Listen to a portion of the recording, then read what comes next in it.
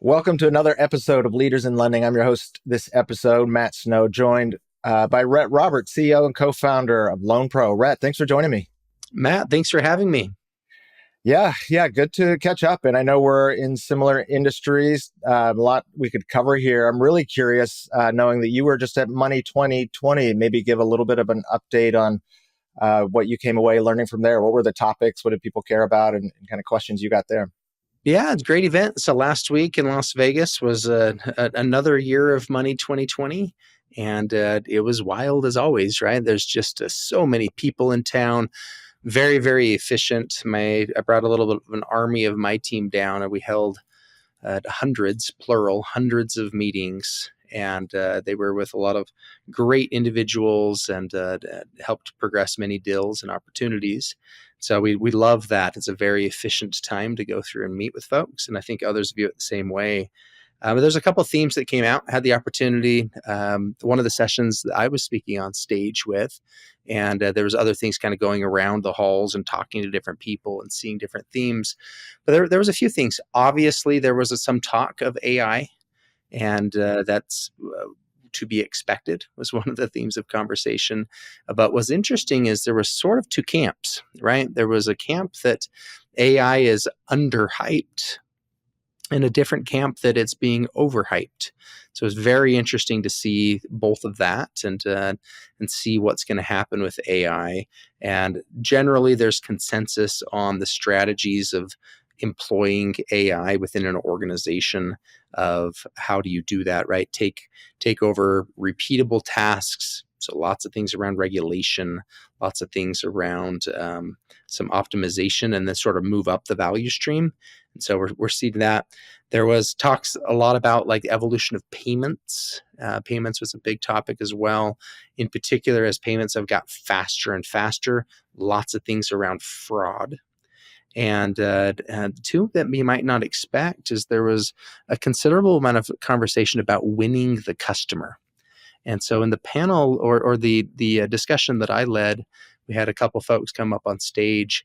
We talked about in lending and financial services, the history of how a financial institution engages and what's the hook to catch the customer. And we've seen a few hooks over the years. They could be like if you get the deposit account, that turns into the relationship builder. And then that brings over the accounts, the various lending products. And that's how it used to be looked at in the past. But it sort of has flipped on its head that now the hooks are looking to be much more bespoke, and custom lending products are the hook to win the customer. And there's lots of studies that show once you capture them on a unique lending product, then you can increase deposits. So that works for our friends at the various depositories. And another topic about issuing innovation. So think on a credit card. Lots of stuff has happened over the last decade or so on, we could talk through quite a few of them actually, on innovation on the acquiring side. Some pretty cool stuff, really. And one of the big conversation points that we bring to the table at LoanPro, but others we had conversations with as well, the focus that we're doing on issuing innovation and something we call transaction level credit, this idea of these unique lending products within the credit card itself. So a couple topics, but it was a great event, and we're happy we went. Great. Sounds like you had a very productive event. I know a lot can happen there. You covered a lot of topics there. I'm not even sure where to go to start from all of those, but we don't usually get through a podcast without talking about AI. You may have been the earliest to mention it, maybe 80 seconds in. And I have heard a lot on the overhyped side, but I'm curious on the underhyped side. What's the camp there? Like, what's the viewpoint? Are there certain use cases or things where maybe we're not focused enough or not taking advantage of some of this technology? What's the contrarian view on the underhyped side? Yeah, it's a great question. I think everybody's read the ecosystem in a fairly similar way, right? Lots of excitement in the earliest days of, I can't even call them the earliest days. There's been some vocabulary changes of what AI definition is over time as well. But let's go back just a couple of years. Lots of excitement about generative AI in particular. And then it's sort of like, fizzled for a little bit, of maybe it's a little early, think of playing with Chat GPT or other tools that you've played with. They call it hallucinating, where it'll just like make stuff up basically. So that's kind of dampened some of the excitement. But what I started to see this view and this conversation, multiple conversations I was part of, is think of playing with Chat GPT, and it's generally correct on the structure. Like you ask it whatever question, and it gives you a very thoughtful structure back in the answer. Now we're just working on the actual content inside of that structure. But the structure by itself is extremely useful. So, give me a template form that blah, blah, blah. And it gives you one, and now you know what you should answer. And so, as long as you're not in a world of like a copy and paste, but if you're operating in a world of like, oh, let me accelerate design. So we've done some really interesting things, had some conversations about helping our customers using some different tools on writing rules within our platform around compliance, or in helping them build HTML templates, or maybe even queries into the data sets. And this just speeds things up for them quite a bit. So on the underhyped, which is maybe what you were referring to as what's that talk track, is it's usually coming from an organization who, keeping some of the conversations anonymous, it's an organization who's already employed it, and it was much more successful than they thought. There's some cost takeout, but there's also just a huge amount of efficiencies within how fast they can provide customer support, or how consistent they can provide the right answers back to their the folks they're engaging with.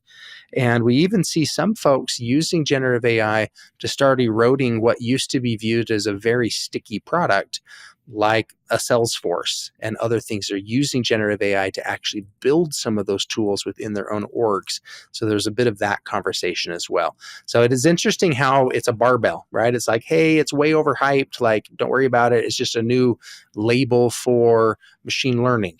And then there's the opposite end of like, no, this is like a game changer, and we're not giving it enough attention. I like the way you decompose that in the structure and the content. That's helped me frame where I've seen the successes too. And I think, like you said, the automation, efficiencies, those things can be huge wins. I saw, maybe it was in Google's earnings or a press release recently, they said 25 or 30% of their code is now, AI generated or enabled. So those things that speed up the monotonous, more mundane tasks, I think huge opportunities exist there. And it's particularly interesting in financial services. Financial services have a reputation to be slow to adopt new technologies, in part because of the increased scrutiny of regulation, and we'll call them layers of regulation. For the audience, when I was in elementary school, that's probably for most of us, the way they did classes, the way that they were presented was with an overhead projector. Did you have those, Matt? Yeah, I did. I remember the marker. I don't know. I actually bought an overhead projector like 2 years ago at a garage sale for $1. And my kids are like, what is this thing? I was like, oh, let's get this. So at any rate, I like this visual of an overhead projector. And then you put the paper on. And if you do multiple layers there, you get some version of a Venn diagram being projected up on the wall. And I like that visual because we see a lot of the regulations changing, right? And a regulator they have a consistent objective, what they're trying to achieve, but depending on a whole bunch of factors, including who is the human, is the strategy working or not, both a proactive and a reactive strategies to what's happening in the marketplaces, the tactics of how they go about trying to achieve the consistent objective changes. And so that means rules change and they adjust and so forth. And so if you think of each rule is a different layer of this overhead projector, this then gives you like a tapestry of the climate that we're operating in. And one of the reasons that financial services have been a little bit slow to adapt of using new technology is because it's sort of like a checkerboard of compliance. There's like all over the place, if that's a geography checkerboard, if it's where your license is at, and so forth. And so it gets complicated. And what we're finding is some opportunities with the generative AI is it can help make sure there's more consistency in how engagements work. And that's a lot of the things that get audited. Think of when an examiner comes into a depository for their annual examination. They want to get a sample set of show me so many of these kinds of things, right? Show many loans, deposits, these kinds of transactions, and to show me basically that you're coloring within the lines of the sample set that they select. And having a tool that will always color within the lines is proving to be exceptionally valuable from a compliance side of things, but also from a consistency side. Think of like your favorite fast food restaurant. Go to McDonald's, right? One of their keys of success is consistency. And so getting some financial services have a consistency, and these tools are helping unlock that. Yeah, couldn't agree more. I know we could go pretty deep on that side as well. I think you spoke recently with our chief risk officer, Andy Delgado, at a conference recently. And I don't know when this will air, but we talked earlier, it's election day here in the US. So that regulatory environment could get a lot more complex we don't know in which direction yet still. So maybe we can do a follow-up episode afterwards and see what happens. But it'll be fascinating, right? So I've got a lot of friends, know a ton of folks in the regulatory space, and I think it's important to highlight that the objectives of the regulators seem to be very consistent. They're trying to achieve like, if it's a certain inflation or to manage what the inflation rate is, soundness, safety and soundness. Like there's like consistency in the objective, but the strategy about how to achieve that objective seems like there's a high probability it will change based off of what this regulation, or excuse me, based off what happens with the election, because there's two fairly opposing perspectives. If that's going to be things around how a partner bank model works, if that's things around like the concentration in big banks versus community banks, and you can go on, but there seems to be some strategy differences about how do you go about achieving an agreed upon objective. Yeah, and I want to use this maybe to pivot back to one of your Money 2020 topics, because with the open banking regulation and perspectives that are coming out now, it's really changed the way I've thought about winning the customer, as you said it, or like what does it take to win a customer, especially in financial services. So maybe, I don't know, you can use open banking if you want to jump into that, or were there other things when you think about winning the customer, like who differentiates? How do financial services companies win, or who's going to be the succeeder 20, 30, 40 years from now? It's a great question. So open banking has done something that's pretty interesting. Obviously, the recent final rules, they always call them final, but there seems to be multiple versions of final. So final rules of 1033 about basically unlocking who owns the consumer data and how portable is that consumer data. And with this portability, it has a timeline based off of the size of the organization, of how fast they need to comply with how porous the data will be outside of their system, so that it makes it easier to port. So think back years and years ago when it became clear that you owned your cell phone number. And if you wanted to change who your carrier was, it used to be like cancel your phone, get a new phone number from the other carrier. And so they made so it was, functionally, it wasn't not practical, but it was like high levels of irritating to change your phone number. And so their pricing models at that time were like, look, Rhett's been on this phone carrier for a while. I'm just going to jack up his prices because he's not going to change. It's pretty sticky, right? It's just too annoying to him for him to change his phone number. Well, 1033, that's the analogy I think of. It opens up this opportunity where a consumer involved in financial services will now have much increased portability of where they want to bank, where they want to get a loan, where they want to do financial services. So there's a bunch of companies who have built their whole business model off of I know it's an oversimplification, but they've built their business model off of the concept of the portability of the consumer. And so that's data visibility and making it convenient to port from company A to company B and to move over if it's a loan or a bank account or a debit card or whatever the product might be, making it simpler to do so. And especially where that's being delivered via a virtual experience on an app or your phone.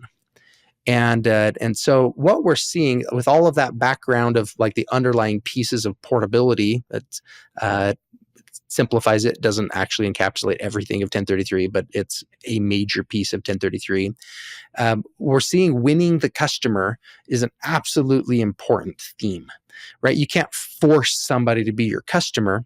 And if you thought they were sticky, maybe they're not quite as sticky as you thought. Right. If they're going to be your customer today, does that mean they're going to be your customer tomorrow? And we're seeing this thing that I feel it's really good for consumers is they need to be continually to be won over.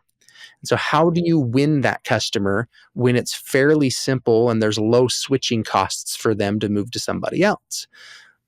Well, it's sort of obvious on some pieces and not so obvious on others. So the obvious ones, you got to have better products. You need to communicate better. You need to remove things that are high friction and high irritation. Andreessen Horowitz did a study. Angela Strange has authored an article some years ago about mortgage servicing. When you service, if you get a loan for your home, get a mortgage, and then you call in for service, how delightful is your experience, right? And they did the sample set of a number of engagements, and there's things like it takes you 9 phone calls to figure out an adjustment to an escrow. It takes you 2 phone calls because the first one you got hung up on in order to make it like these like terrible customer experience things. So there's obviously a great room of improvement that can be achieved. I think you just got to fix that kind of stuff in order to continually to win the customer. And that's a big playbook that my company is going off of. We're saying if we provide the right tools and the right technology to folks that give loans to provide a customer delight, that will result in them winning the customer and winning every engagement with the customer. So I think that's a big theme, not only of just Money 2020, but we're seeing that trend be sort of nudged by the regulations that are being changed. But we're also seeing that trend be adopted by financial institutions, right? Everybody's trying to look to modernize their tech stack. It's not just they're modernizing for the sake of modernizing. One of the objectives is so they can continue to win that customer, provide a delightful experience, do it in a cost-effective way, and so forth. So sorry, it's kind of a long thing, but we feel like there's a lot of opportunity on winning the customer. Yeah, I totally agree. And maybe we can dig into servicing a little bit because I was thinking about this in preparation for our conversation. And we spend, on the lending side, a lot of time talking about the acquisition, the user experience, the verification, the underwriting, all those things, obviously critically important, but lead into a decision that then has to live, 3, 5, 30 years through the life of the loan. And so maybe let's, talk about servicing a little bit. And I was thinking about it in relation to like insurance, right? So, a lot of times maybe you're comparing on price or perception or brand or some other tangible characteristics. But that's servicing that, you're filing a claim, like that's when you need that the most. And it's maybe not something you can experience or understand until it's that time. It's a great point. You think of the insurance example, right? There's before you choose a company to be your insurance carrier, you can go look to see like their claim rates, and you can go look to see. I don't know if a lot of people do, but you can, right? Like you can go see those things. And it's also interesting the way that loans work is that, especially mortgages, the originator rarely is the long tail servicer, right? Usually they sell those loans and somebody else does it. And so the incentive structure, in part because of Fannie and Freddie and how the standardization and homogenizing the loans. So in part because of that, the incentive structure is to divide the value chain of a mortgage into pieces that misalign the interests. And so you sort of like just do your part during the origination journey and process, and then it moves down through the value stream. And after the loan is originated and funds and proceeds are distributed, that usually the loan gets sold, and someone that you didn't necessarily agree to do business with is now the party you're with. And they don't generally get raving reviews for the amount of customer service that they provide. And so that's a challenge, right?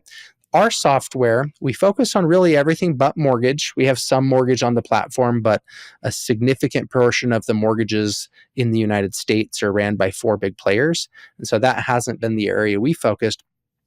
But we've taken sort of the contrarian view of saying, hey, why don't we provide the right technology to our customers so that they can win every interaction, do proactive servicing. And so instead of spending all of this money to go acquire a new customer, or have one business line of one company pay a bunch of money to acquire the customer who's already in the other business line of the same company, why don't we just treat them with a high level for customer delight? And so all of the cool stuff, and people do some really cool things on the origination side, why don't we support all of that through the journey and the experience to win every interaction? One example is there was a study done years ago related to this. The CFPB publishes every single year, like the reasons people call in and what their complaints are.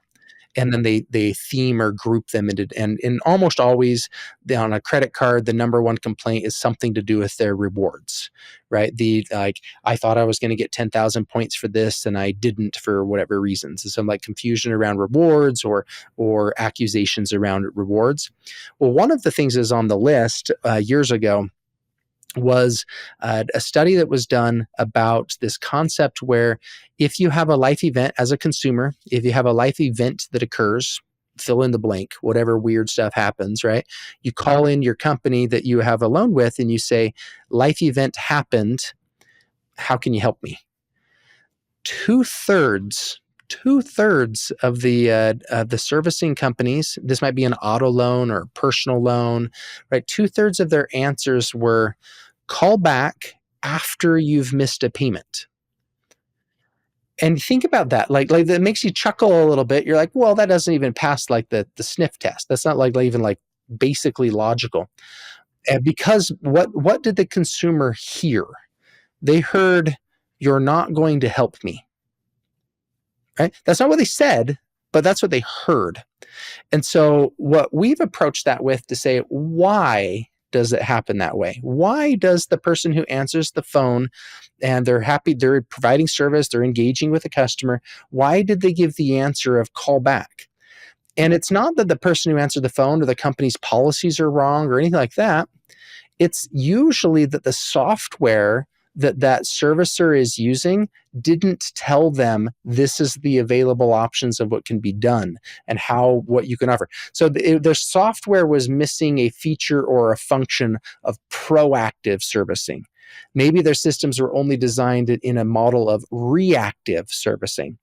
And the platform LoanPro provides is around all that. We really provide 3 experiences, right? The first one's like akin to online banking, a customer portal, log in and manage your loan, self-service kind of thing.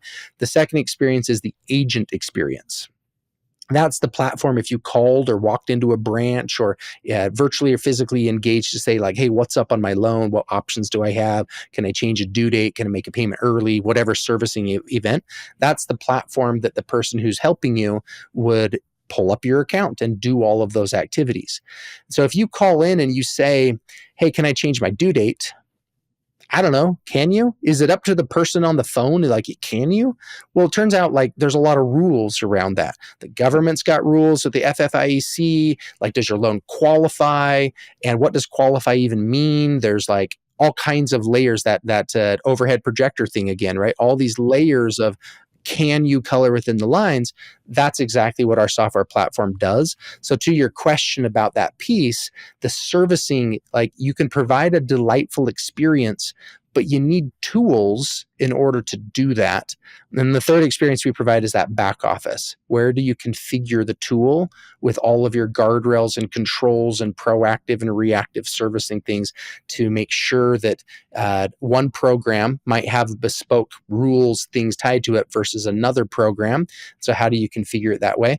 I think that's the future of finance, is unlocking that kind of thing. That allows you, if you have a book of loans, if you're a bank or credit union or a private credit, if you have the right tools to provide servicing, that's how you win the customer again and again, instead of paying all of the reacquisition cost of get a new customer. Just treat your current customer in a way that they want to stay your customer. Yeah, Rhett, I like that proactive servicing. I want to come back to that, but wanted to share a story because I had to laugh when you said like call back when you missed a payment, because it's a slightly different analogy, but recently I went to buy some aftermarket football tickets for my son so he and his friend could go to an Ohio State game.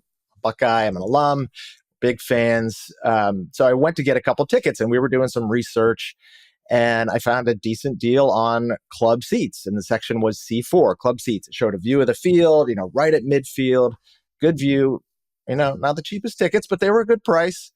And I check out and I sent him, the link, and he sent a text back to me and I looked and they were actually in section C4, which if you've been to the Horseshoe is in the very top of the stadium in the corner. And, I went online, I called in, and long story short, like the answer to me was, I can't do anything about this because the game hasn't happened yet. And just like you said, and they admitted like it was a glitch in their system, it was a mapping issue, and they sold me the wrong tickets. But what I heard was, I don't want to help you, just like you said, and it seemed to be something that like it made no sense. Like, you can't help me because the game hasn't happened. I'm going to wait till the window of opportunity is over. The game's done. Then I can help you. You're like, well, that's not, I wanted to watch the game. Yeah. And against all logic, like, I'm willing to buy another set of tickets through this company. I'm not going to mention their name because I may never do business with them again after this. But, I'm willing to like transact with you again if you just make this right now. But I think your point's super valid. So the push 1033 is an artifact of what I believe will be a number of things that will make financial services more portable, or another way to say, switching costs will not be as expensive to move from A to B. And it means folks are going to have to provide financial products that have a hook in them, that really want you to stay, and they encourage you to stay. And we're seeing something that's super interesting that I mentioned it before, but it's a complete 180 from how it used to be back in the day. And so Carl Pascarella, he's the former CEO of Visa. He's on my board here at LoanPro, and he was heavily involved in the debit card.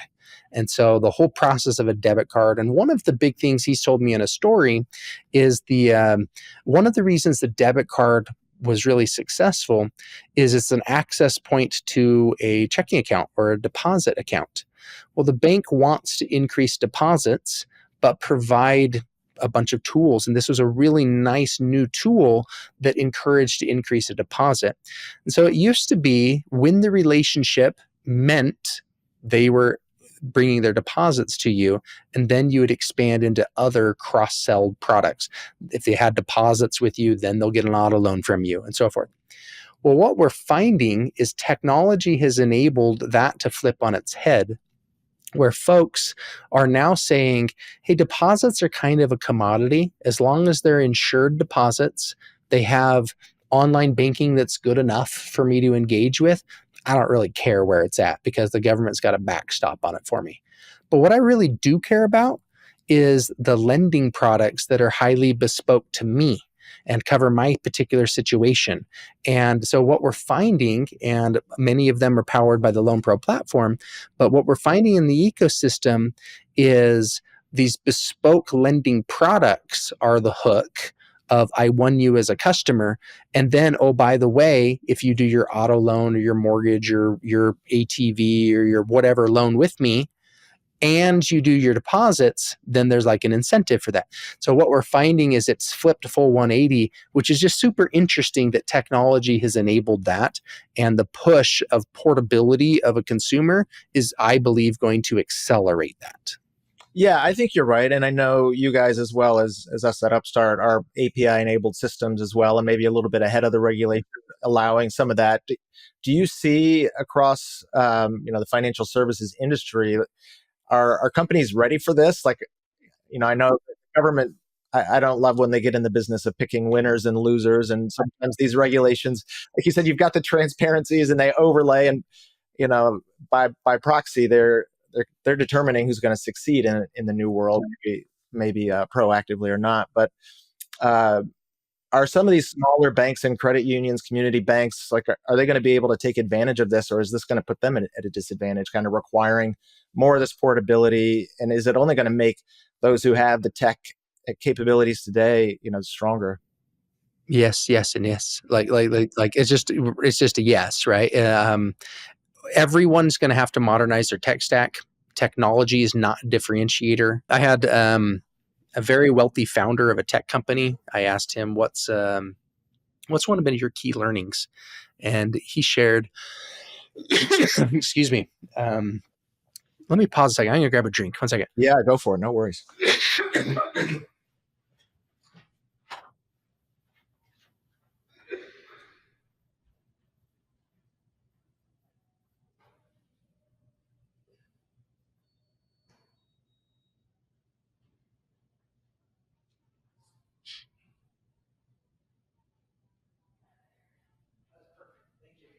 Sorry, I had to get a drink here. I was coughing up here.